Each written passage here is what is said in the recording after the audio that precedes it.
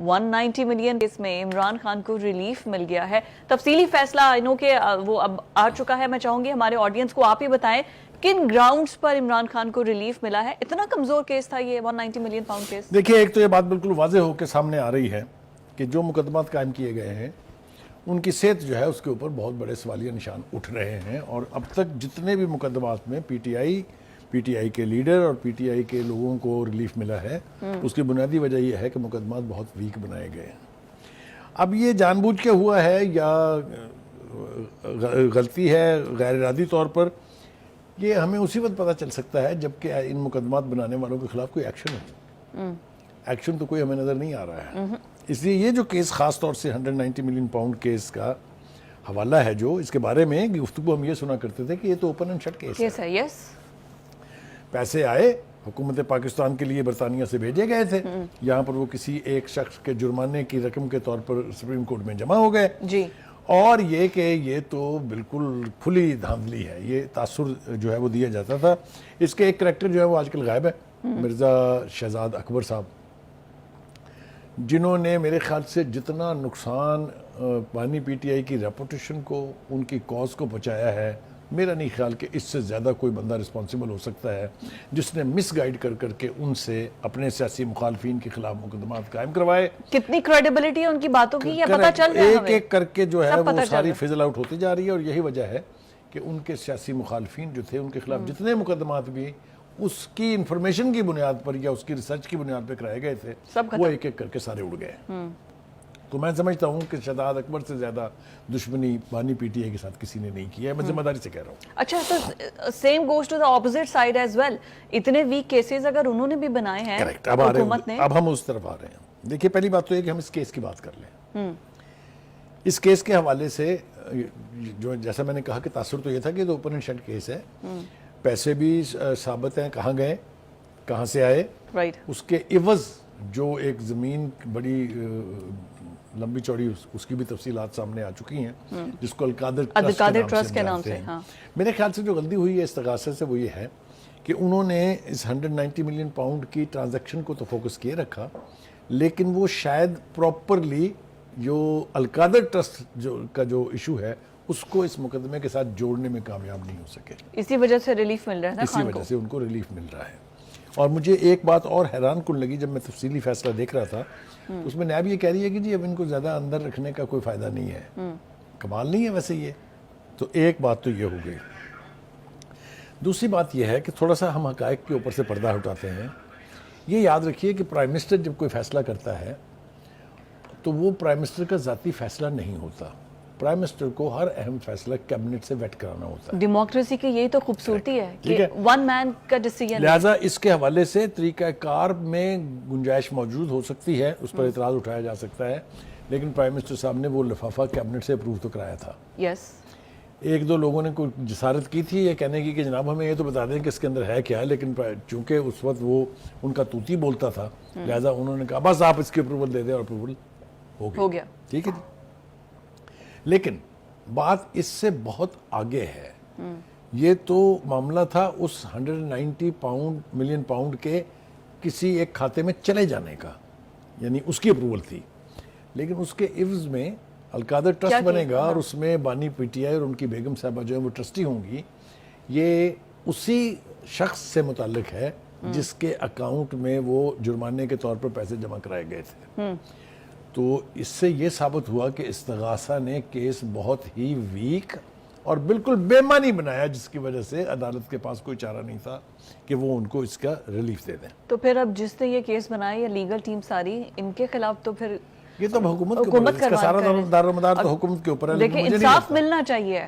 دیکھیے بات یہ ہے کہ اگر مقدمہ بے معنی ہے، بے وزن ہے، حقائق سے برعکس ہے، اس میں ثبوت نہیں ہے، اس میں شواہد نہیں ہے، تو کیوں ریلیف نہیں ملنا چاہیے جی عمران خان صاحب سے؟ نہیں بخاری صاحب، بات یہ ہے کہ جب وہ پیسہ برطانیہ کی جانب سے آیا وہ گورنمنٹ آف پاکستان کا ہے، وہ پاکستان کے لیے ہے، تو پھر وہ کسی کے اکاؤنٹ میں گئے، کسی کے اکاؤنٹ میں گئے، یہ تو پھر پاکستان کے ساتھ زیادتی ہے نا. دیکھیے یہ بات تو بالکل روز روشن کی طرح سے واضح ہے کہ وہ پیسہ پکڑا گیا تھا برطانیہ کے اندر ایز اے بلیک منی. یس. ٹھیک ہے. حکومت برطانیہ نے یہ فیصلہ کیا، ان کی نیشنل کرائم اینڈ ایجنسی ہے جی، کہ یہ پیسہ آپ پاکستان حکومت کو واپس کر دیں. سو وہاں آپ کو یاد ہوگا کہ مرزا شہزاد اکبر صاحب پھر لندن پہنچ گئے تھے, پھر وہاں ان کی ایک بریف کیس کے ساتھ گاڑیوں کے اندر سے ایکسچینج ہوتے ہوئے بھی ویڈیوز بھی آئی تھی اگر آپ کو یاد ہو. اس کے نتیجے میں وہ بجائے اس کے کہ خزانہ پاکستان میں جاتا, وہ سپریم کورٹ میں کسی ایک ایسے شخص کے اکاؤنٹس کے اندر جمع ہو گیا جس کو جرمانہ ہوا تھا, جس نے وہ پیسے عدالت کو دینے تھے. بالکل ایسے ہی ہوا. اس میں اب نام بڑے بڑے ہیں. مجھے یہ بتائیے کہ کیسے اس طرح کی ٹرانزیکشن جو ہے سپریم کورٹ کی ناک کے نیچے ایکسیکیوٹ ہو گئی؟ کیا یہ سوال نہیں پوچھا جانا چاہیے؟ اس وقت کے جو چیف جسٹس تھے, how did he allow it? تو یہ سارے سوالیہ نشان تو موجود ہیں اپنی جگہ, لیکن جیسا میں نے کہا, لیکن اب ریلیف تو ملنا اگر تھا آپ کمزور کیس ہے. مقدمہ صحیح نہیں بنائیں گے, اگر آپ مقدمہ ویک بنائیں گے, تو ریلیف رائٹ ہے ملزم کا, جس کے اوپر الزام ہے, یہ اس کا رائٹ ہے. کوئی فیور اس کو نہیں کہہ سکتے آپ, اس لیے کہ مقدمے میں جانی نہیں ہے. ایک تو یہ ہو گیا. اچھا, باقی کیسز بھی ایسے ہی ہیں کیا؟ آ رہا ہوں اسی طرح میں آ رہا ہوں. دیکھیے, جب میں یہ پتہ چلتا ہے کہ فلاں کی 42 کیسوں میں ضمانت ہو گئی, فلاں کی 11 کیسوں میں ہوگی, ابھی ہم آئیں گے اس ڈسکشن پر, 11 کیسز میں آج بھی علی امین گنڈا پور کی ضمانت ہو گئی ہے. یہ کیوں ہوتا ہے؟ یہ اسی صورت میں ہوتا ہے جب مقدمات کی نوعیت جو ہے وہ کمزور ہوگی, استغاثہ جو ہے اس نے کیس صحیح نہیں بنایا ہوگا. تو یہ بھی الزام جس کے اوپر لگا ہے اس کا رائٹ ہے کہ اگر سبسٹینشیٹڈ کیس نہیں ہے, اگر پراپرلی ایویڈنس موجود نہیں ہے, اگر اس کے ثبوت موجود نہیں ہے, تو اس کا ریلیف ملزم کو ملنا چاہیے. اچھا, میں یہی بات, آپ نے you use the correct word, انصاف نہیں ملتا, ریلیف ضرور ملتا ہے. یہ دو علیحدہ ڈائریکشنز میں ہماری جوڈیشری چل رہی ہے. ایبسلیوٹلی, لیکن یہ سوالیہ نشان جوڈیشری کے اوپر تو ہے ہی ہے, لیکن یہ اس حکومت اور اس کے اداروں پر بھی ہے جنہوں نے مقدمات بنا کے لوگوں کو جیل بھیج دیا ہے. آپ جیل بھیجیں, ضرور یہ آپ کا رائٹ ہے, مقدمہ قائم کریں آپ, لیکن اگر مقدمے میں جان نہیں ہے تو پھر اس جیل میں جو وقت گزارا ہے اس شخص نے, اس کا تدارک کون کرے گا؟ بالکل ٹھیک ہے جی. ایک تاثر یہ ہوا شاید آج مقدمے سے, میں نے دیکھا کہ کچھ سوشل میڈیا کے اوپر ایسی باتیں تھی کہ خان صاحب باہر آ جائیں گے. خان صاحب کے باہر آنے کے لیے ذرا تھوڑا سا ہمیں چاروں طرف نظر دوڑانی ہوگی. اسد کیسر صاحب سے شروع کرتا ہوں میں کہ انہوں نے تو ڈیٹ دی تھی نا کہ 5 مئی کو وہ باہر آ جائیں گے. اس کے بعد ہم نے دیکھا کسی نے کہا کہ جی وہ 15 مئی کو باہر آ جائیں گے. بہت سارے لوگ یہ دعوے کرتے تھے. اب جس طریقے سے کیسز اڑائے جا رہے ہیں یا اڑ رہے ہیں اپنے میرٹس کی بنیاد پر, تو پھر یہ مجھے تو لگتا ہے کہ اس بات میں کہیں نہ کہیں کوئی وزن ضرور ہے, یہ ہوا میں نہیں ہے. کوئی سیٹلمنٹ ہے؟ یہ سیٹلمنٹ نہیں ہو سکتا, اس لیے کہ ابھی تو کٹی موجود ہے ملٹری اسٹیبلشمنٹ کی, اور خان صاحب کی کٹی ابھی ہے, اس میں کوئی دو رائے نہیں ہے.